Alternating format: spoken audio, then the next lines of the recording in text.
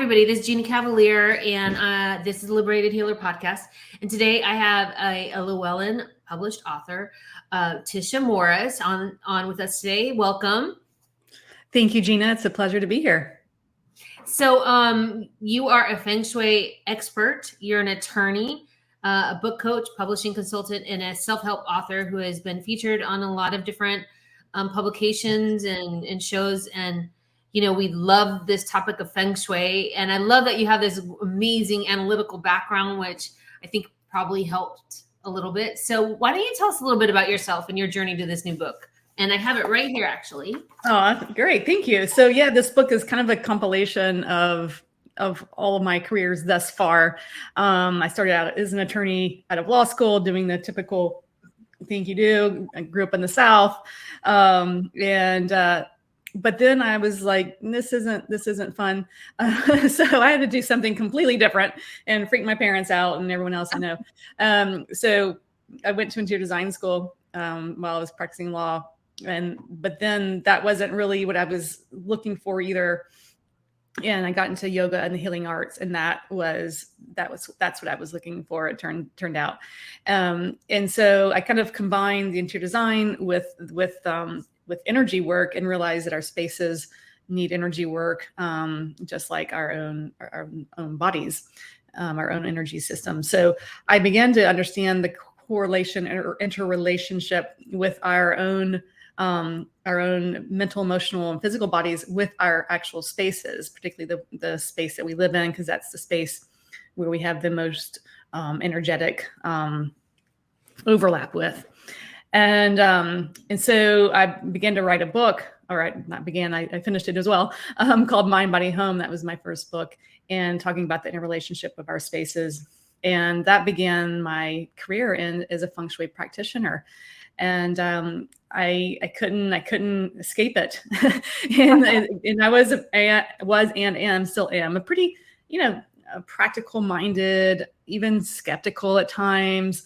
Like I have to have things proven in a way. But what I found was that Feng Shui energy is actually quite scientific in a lot of ways, and measurable, and just because you can't see it doesn't mean it doesn't exist. And so it became the thing that interests me the most, in that working in this unseen world. And you with the healer, I know you understand that as well. Yeah. Yeah. And so anyway, the last few years, I decided to put my attorney hat back on and work with authors and creatives and help them get their work and messages out into the world. And while I continued to write my books as well. Well, that's awesome.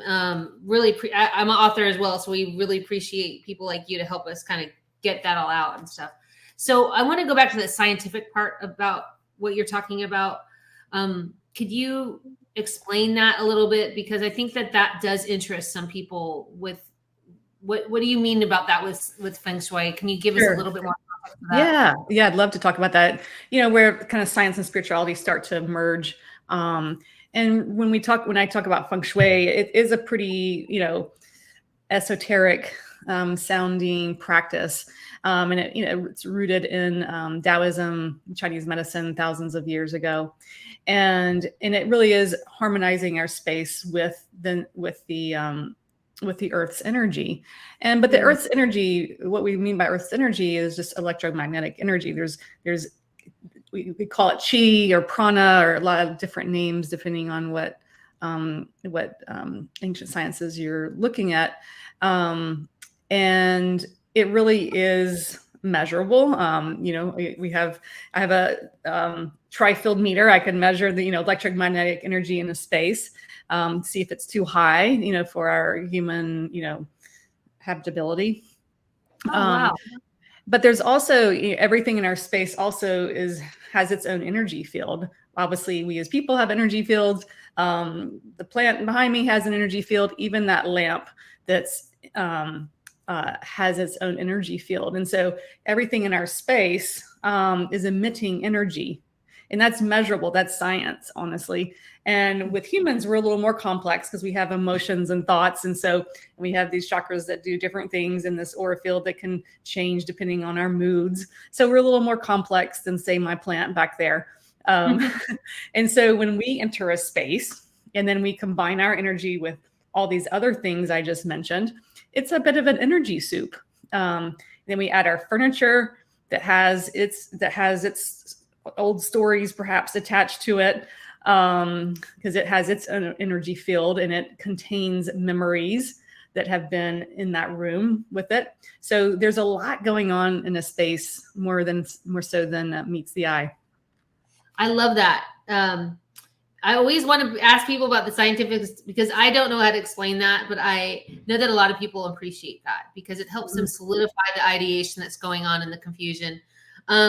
So you talked about earth energy. Now I go between right now, Montana and California, which is two different earth energies. So would you say, if I took the same house in California and the same house and put it in Montana, would you put, if you were to Feng Shui it, would you Feng Shui it totally different because you were in Montana versus? I'm really curious to that because I feel extreme shifts in the energy living there, in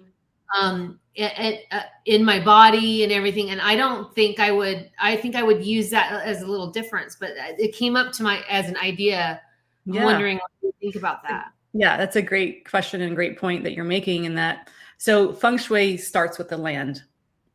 And all land is different, as you're pointing out. And when I really understood this in a practical, it's experiential way, was when I went to Sedona. And if you've ever been there, they have these energy vortexes that you can, go around. And if you get the map that you can find, they'll tell you what kind of energy, if it's yin energy or yang energy or a combination of yin and yang energy. And so if you notice, like the topography will, so if it has a yang energy, there's a mountain situation, as it called Bell Rock, is one of the more popular ones. And it has a yang energy, so it's energizing. And then there's some that are more yin, and I don't remember the name of it, but which is more of a valley, and so it's more calming. It's going to calm your energy. And so I began to see how the formation of the land that dictates or has the energy coming up from the earth, and how it speaks to us as inhabitants on the land. So, and there are places on earth where they're not good to live on. They have too high of electromagnetic energy. Maybe there's underground water things going on. And so unfortunately, in times when there's like a big housing boom, which we've seen, houses are built on places they don't need to be built on. And that's going to be the beginning stages of bad Feng Shui, of what we think of as Feng Shui. Like energy attracts more like energy. And so if you have a not great piece of land, and you build a house on it, it's going to attract a bad floor plan.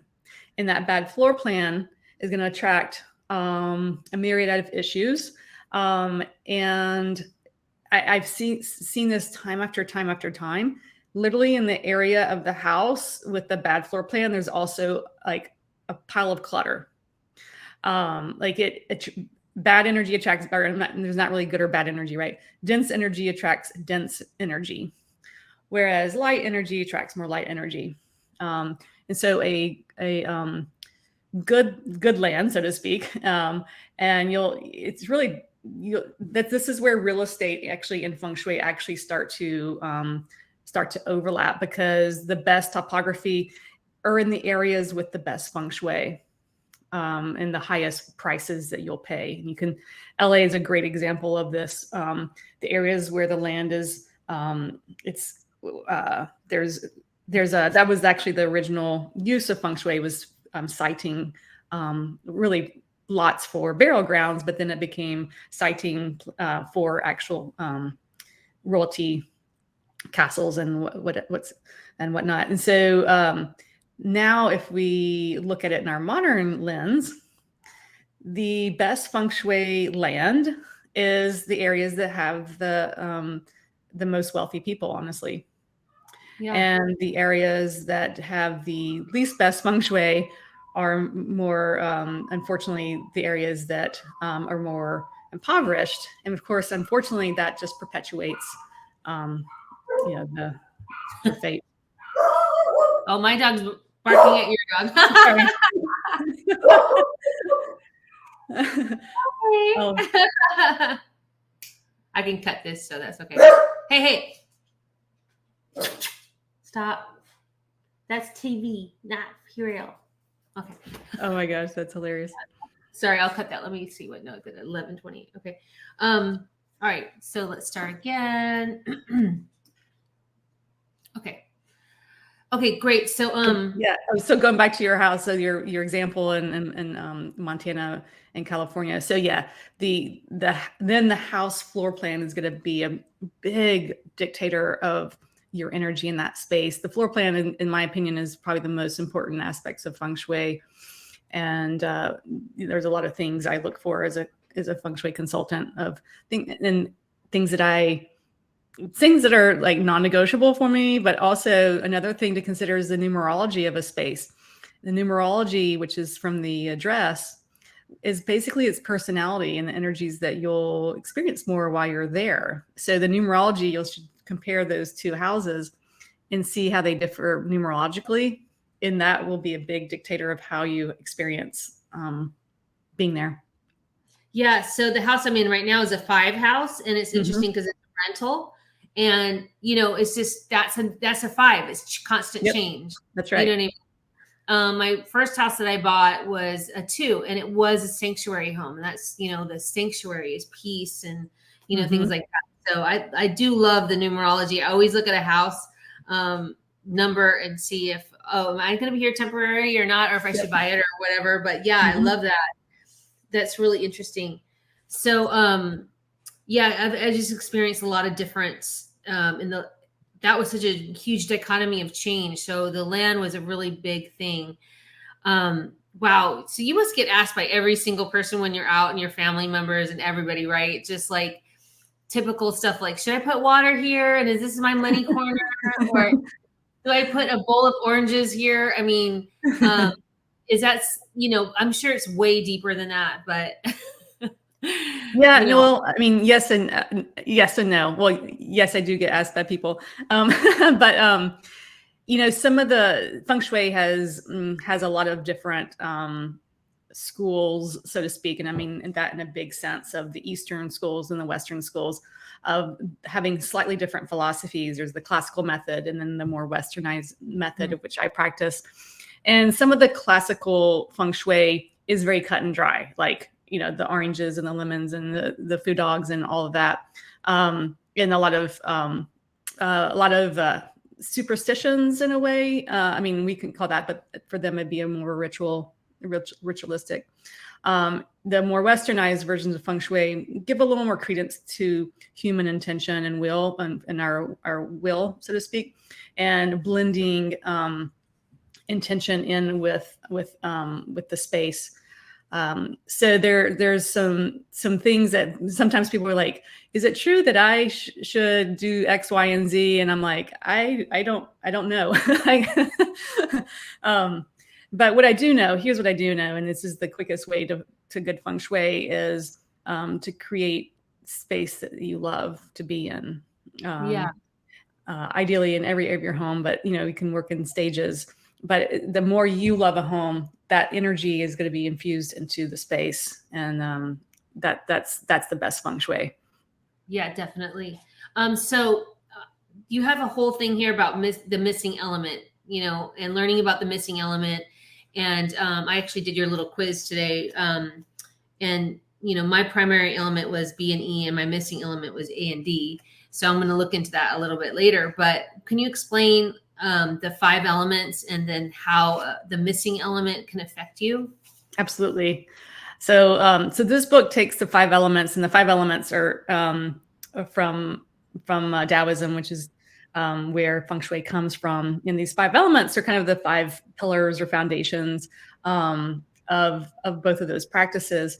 And in Feng Shui, we're using these 5 elements to balance energy in our spaces. For example, I have the wood plant back there and a metal lamp and vice versa and all that. good stuff. And but we all have these energies within ourselves as well. And this is actually what acupuncture is, which is also based in Chinese medicine in the 5 elements. We're balancing our organ systems, with the heart being the fire and lungs being, all that metal and so forth. And this book, the point of this book is to really show you that you do have all 5 of these energies within you. Yes, we lead with one of them, 1 or 2 of them, which I call our primary element. And some of the energies are not as accessible or as familiar to us, and that would be your missing element. However, we have all of these at our disposal to use whenever we need them. And or we can also collaborate with others. So if fire is my missing element, then it's good for me to collaborate with fire people. So it takes our self-assessment to another level. Instead of just focusing on I'm this or I'm that, the point is that you are all of them. And that missing one is, instead of putting all your focus on what you're best at and what comes easy, which is kind of what we tend to do, but that's also where our comfort zone is. It's that missing element. The phrase, the quote by Joseph Campbell of "The cave you fear to enter holds your greatest treasure," was a big inspiration for this book. And that cave is your missing element. And sometimes we're kind of afraid to go into it. So the book gives you some easy, practical ways of integrating that missing element. I would love Joseph Campbell, by the way. So nice mention there. So the 5 elements is fire, wood, metal, water, and earth. That's great. Yep. Okay. So yeah. So I was asking the questions, which are very personal, like, are you shy? Are you quiet? And things like that. So it is really definitely related to who you are as a person. That makes sense to me that, I already know who I am and what I'm great at. I want to now work on the elements that I'm not 100% as at ease with, but also you express with partnerships, maybe in starting businesses and things like that, learning how some of these elements are for the other people. So you can kind of help the relationships, correct? Yeah, absolutely.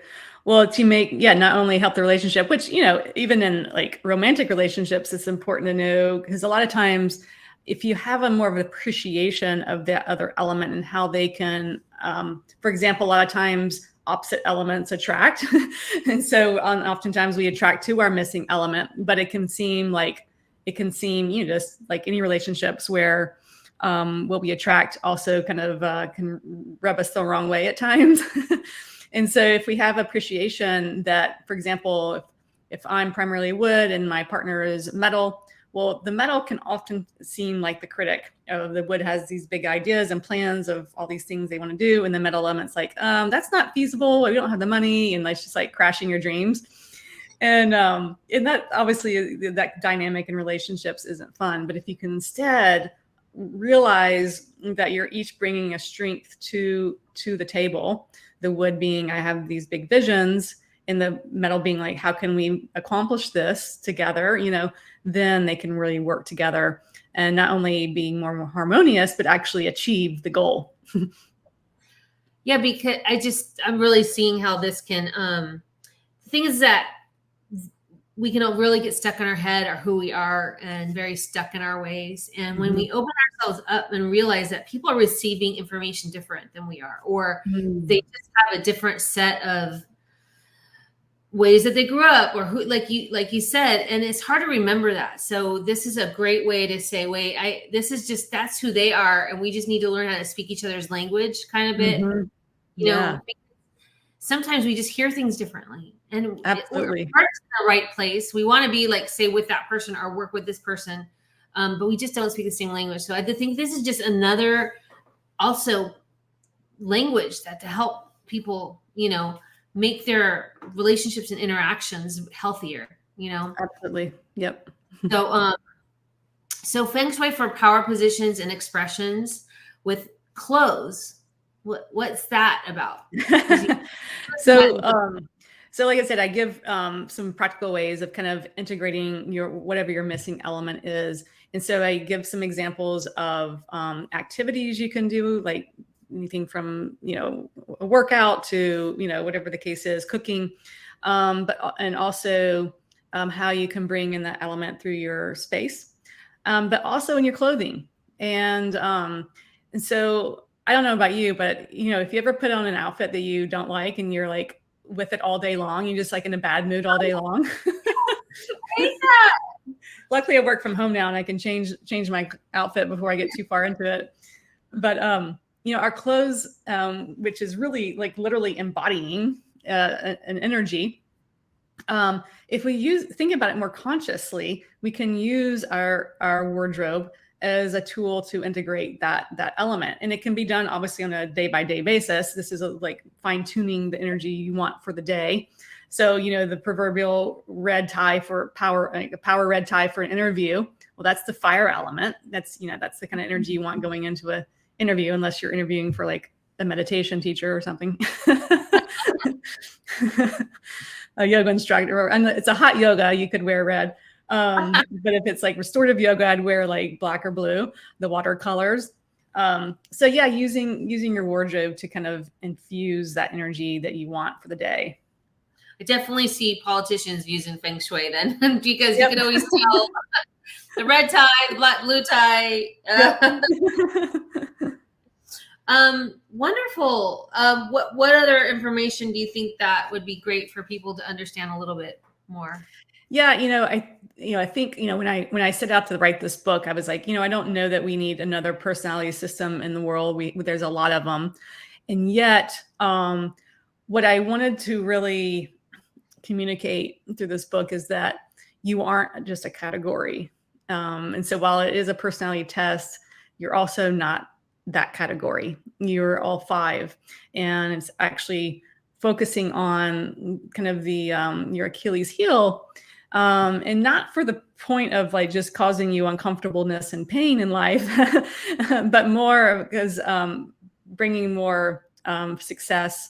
Because we all have, if we're working on something, maybe you're starting a podcast or writing a book or creating a course or whatever the case is, you'll inevitably run up against an edge somewhere, whether it's just starting it, whether it's maintaining and keeping it going, whether it's the editing process.